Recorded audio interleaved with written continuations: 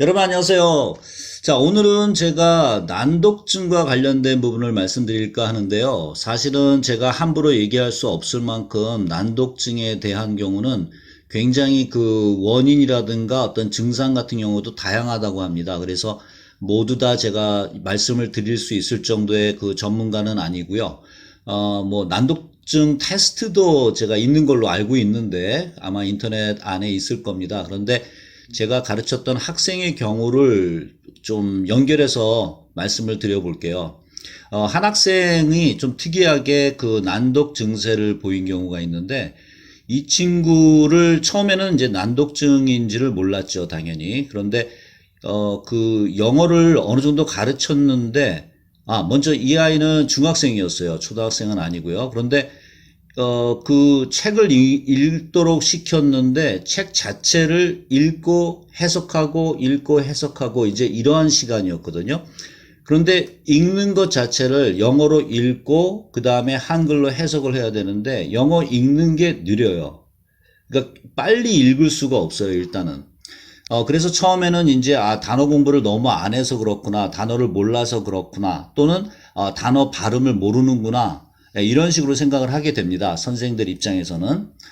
실제로 그랬고요. 그래서 그런, 좀 문제점이 있었어요. 그래서 한 번은 그렇게 생각을 하고 있다가 한 번은 조금, 다른 방향으로 생각을 하게 되더라고요. 그래서 일부러 제가 영어를 읽어주고 이 중에 모르는 단어가 있느냐, 근데 없어요. 단어가 없기 때문에 그 다음에 이제 해석을 시켰어요. 근데 해석을 시켰는데 이제 또 해석이 안 돼요, 잘. 그래서 또 그때는 문법 구조 자체를 잘 모르는가 했는데 주어, 동사 이런 거를 다 찾아내요. 그래서 보니까는 이 아이가 한글에 대한 뜻, 단어의 뜻 하나를 연결을 하는데 그거를 조합을 못하는 거예요. 즉 우리말로 조합이 안 되는 거죠. 아마도 지금 들으시는 분 중에 저하고 같은 생각을 하고 계시는 분이 계실지 모르겠는데, 그게 난독증에 들어가나? 이런 생각이요.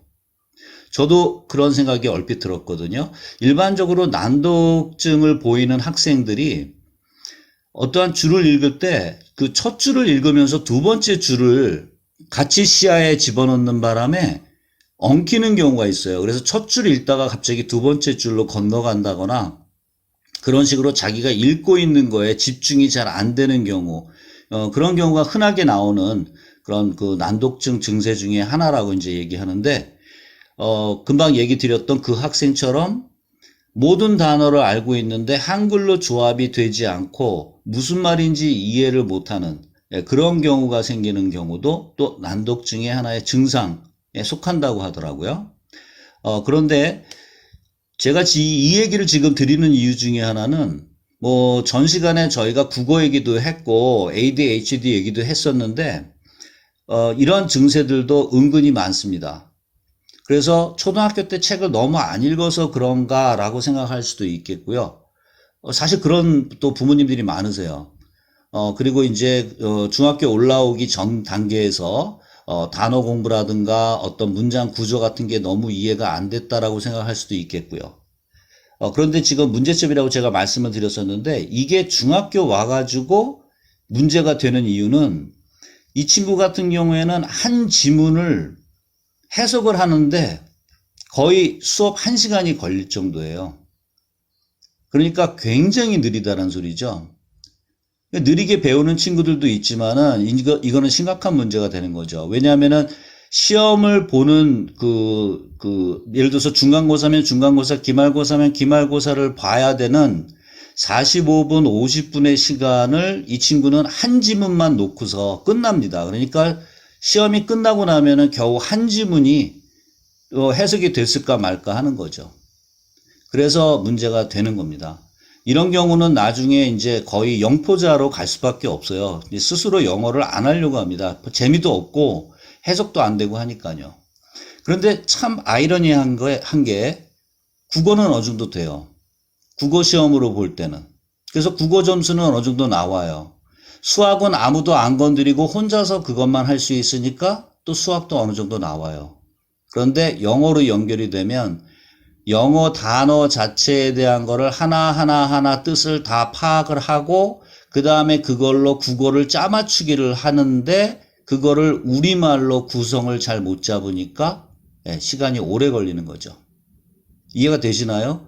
그 어순이 다르다라는 것만 놓고서도 헷갈려 하는 거예요. 그래서 구조 파악이 안 되고 구성을 못 하고 그렇게 되는 겁니다.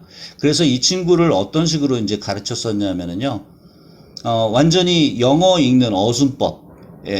전에도 그런 얘기를 이제 드렸었듯이 주어, 동사 이러한 어순으로 아예 익히도록 자꾸 만드는 거죠. 그러니까 국어를 공부할 때하고 영어를 공부할 때는 해석 방법이 다르다. 그래서 전에 I love you를 얘기했듯이 우리나라 말로는 그냥 나는 너를 사랑해 라고 하지만은 영어에서는 나는 사랑해 너를 이런 식으로 해야 된다. 이거를 몇 번씩이나 주입을 시켰어요. 그래서 중학교 까지는 그래도 어느 정도 괜찮아요. 왜냐면은 문장이 아주 길거나 복잡하지 않기 때문에 그런 대로 잘 따라오는데 조금 복잡하다 하면은 이제 시간이 걸리니까 그런 경우에는 이제 시험 때를 대비해서 좀 요령을 알려주고요. 그렇게 해서 어느 정도 따라오는데 고등학교 가면은 지문이 확 길어지거든요. 그러다 보니까는 고등학교 가서는 또다시 고생을 하더라고요. 그래서 나중에 할 수 없이 어머니한테 한번 전문가를 만나보는 게 좋겠다라고 말씀을 드린 적이 있어요. 알고 보니까 난독증 그 증세가 있다고 나왔대요. 그런 경우가 있었어요. 그래서 제가 난독증 얘기를 드리는 이유도 영어가 갖고 있는 특징과 한글이 갖고 있는 특징이 머릿속에서 엉키면서 왜 영어는 이렇게 해야 돼? 이러면서 좀 뭐랄까요? 반발심? 약간 저항 같은 게 생기게 되면 그 부분에 대해서 이제 어머니들이 조금 차근차근 말씀해 주시는 것도 좋아요. 물론 학원을 다닌다거나 가회를 한다거나 그렇게 되면은 또 그 선생님들이 얘기를 해 주실 수 있는데 그렇지 않은 경우라면은 그러한 어순이라는 것이 다르기 때문에 그런 구조가 다르다는 것.